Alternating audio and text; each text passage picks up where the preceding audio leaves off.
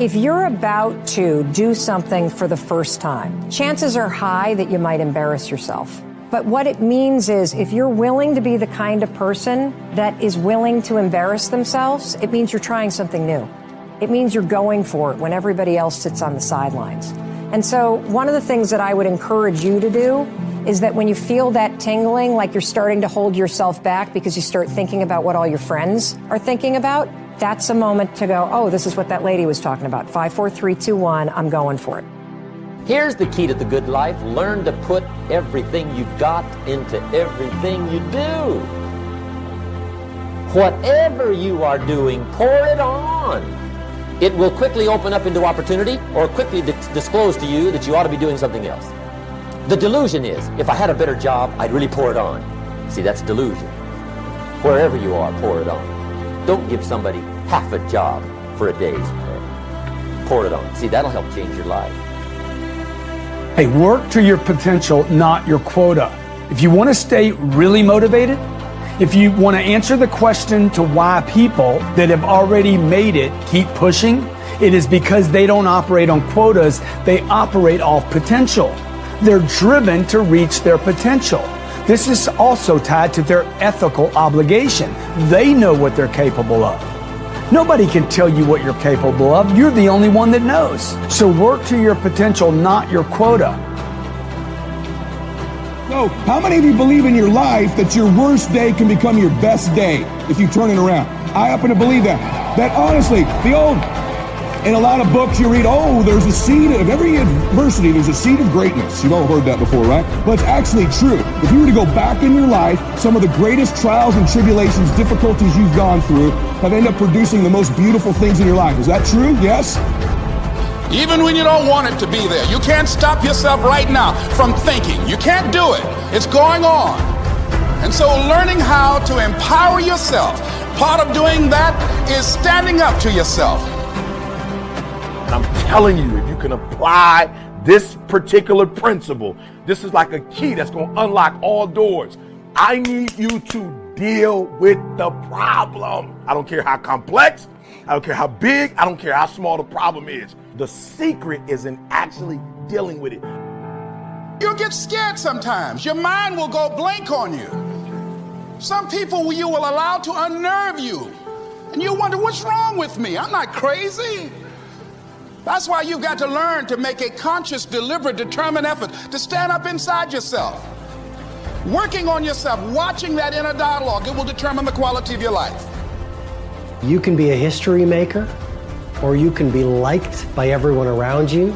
You can't be both. I mean, the very nature of living your personal greatness and doing something otherworldly in our world of ours means you're going to have to think differently from the majority. You're going to have to install the habits and routines that most people don't do. You're going to have to live, talk, breathe, walk, work, produce, create in a way that most people who are card-carrying members of the cult of mediocrity just don't buy into. When you look at most people out on the world today, and this is not judging, this is just reporting, but they're addicted to entertainment, they love gossiping, they're negative, they're toxic. Anyone who wants to do anything great, they want to bring them down, they dismiss the game changers, and they're just coasting through life. And so the very nature of you stepping up your game, living your greatest potential, owning your craft, dominating your field, and living a life that's legendary means you're going to have to leave the 5% and make a decision to live as very few people do. Think about that. Now, see, I think that when you decide to take a leap and you handle the challenges that you're facing, read something about fear. That's one of the things that keeps us from beginning to live life. Here's what happened. This guy, John Rogers, wrote that. He said, when people take the courage to journey into the center of their fear, they find nothing. It is only many layers of fear being afraid of itself. And Eleanor Roosevelt said, you gain strength, courage, and confidence by every experience in which you really stop to look fear in the face. You're able to say to yourself, I've lived through this horror. I can take the next thing that comes along. You must do the thing you cannot do. See, that's what the volcano is. It is the thing that we cannot do. And because it is that, we must do that. Once fear is acted upon, the death of fear is certain. If you had 6 months to live, what would you do differently with your life? What would you do differently? Would you have the same job? Would you be worried about things that you're worried about right now? Would you have the same relationships? Would you have the same people in your life? If you're going through a challenge, not that you've been laid off, but the universe has given you an opportunity to find your real true making on the planet, then use that time wisely. Volunteer, give yourself away. My high school teacher, Charles L. Williams, said something I love. He said, love and happiness are like perfumes. You can't sprinkle it on others without getting a few drops on yourself. Isn't that beautiful? See, what you give is what? What you get. All right, repeat after me, please. I'm going to give my life away. Because what you give is what you get. Most people fear change. A lot of people stay in jobs where they're miserable, or stay in relationships where they're miserable. Sometimes in order to begin to see the daisies in life, you've got to be willing to change cities, change friends, change relationships, change jobs. See, after a while you get bored doing the same old thing in the same old way, day in and day out. Human beings were designed to achieve. And when you're not on a path of developing your greatness and growing and being more productive and being more effective, then your life literally becomes depressing. See, this psychiatrist talked about the fact that these people who had been on his couch for months and years, not being able to make decisions about things, but when they found out that they were dying, they got up and started making all kinds of decisions.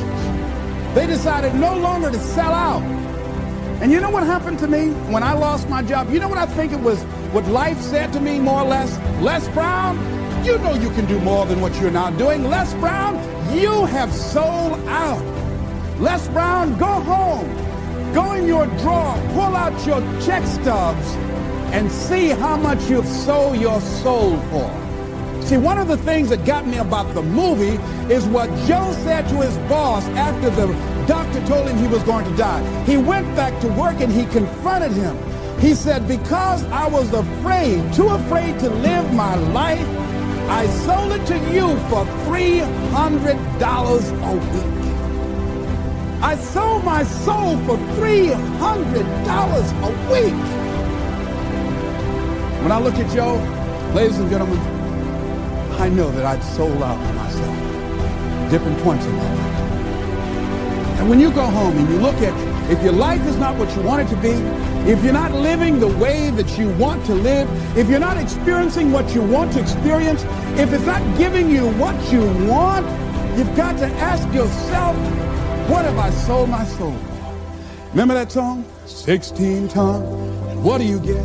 Another day older and deeper in debt. Saying, Peter, don't you call me, 'cause I can't go. I owe my soul to the company store. Oh, no, this is not Luther Vandross tonight. No. Last time I sung, Luther called my hotel and made a bomb threat. No. That song is depressing, ladies and gentlemen. That many of us have sold our souls for a home in the suburbs, or a brand new car, or 3 meals a day and a roof over our heads, or because we want to be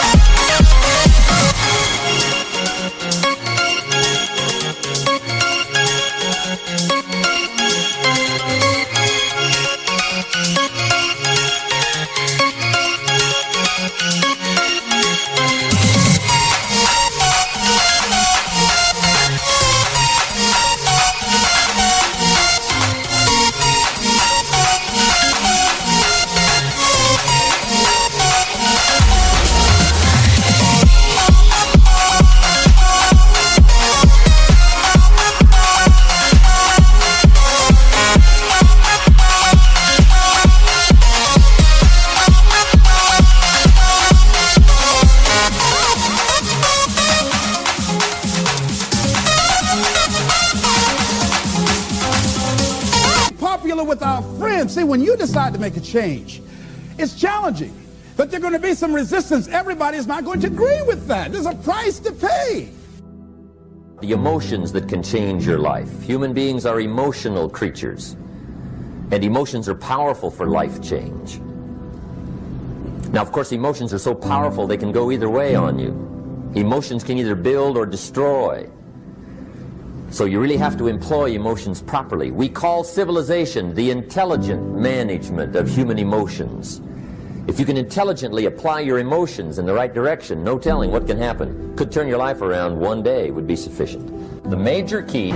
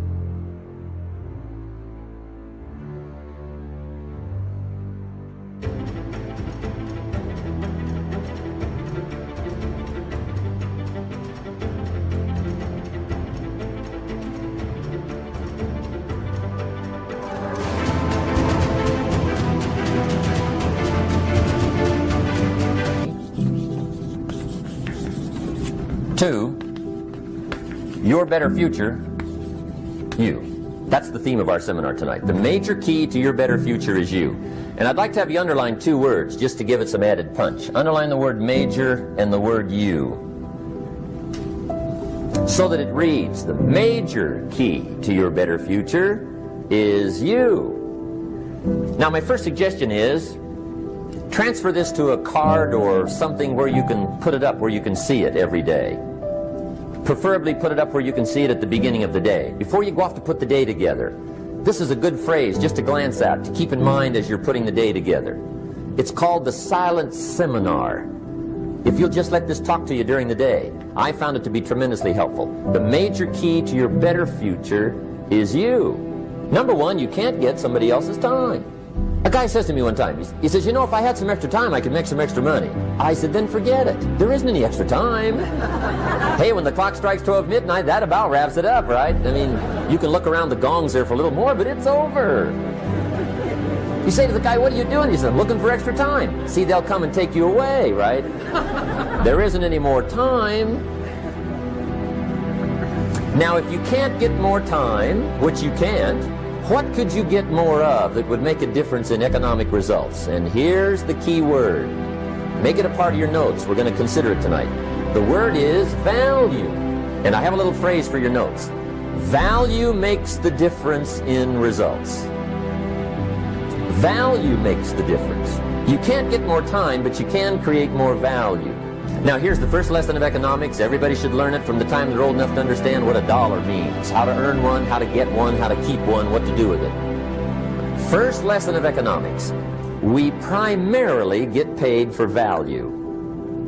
That's lesson one. Bringing value to the marketplace, that's how you get paid. You don't get paid for the time. I know it takes time to bring value to the marketplace, but you get paid for the value, not the time.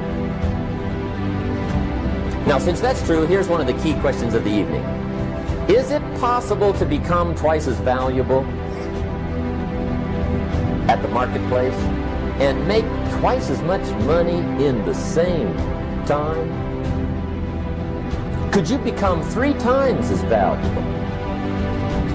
Make 3 times as much money in the same time? Is that possible?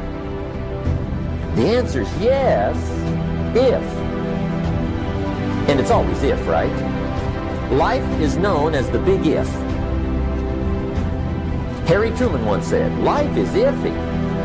How true. And here's the big if we're going to consider it tonight. It's possible to do much better at the marketplace if you go to work primarily on yourself. And that's the theme of our seminar tonight. Learning to work primarily on yourself. people have asked me for the last 24 years, how do you develop an above average income? And the answer is, become an above average person. Develop an above average handshake. Some people want to be successful, they don't even work on their handshake. As easy as that would be to start on. They let it slide, they don't understand. Develop an above average smile. Develop an above average excitement. Develop an above average interest in other people. Develop an above average intensity to win. See, that'll change everything. Probably one of the most frustrating experiences in life is looking for an above average job with above average pay without becoming an above average person. It's called frustration.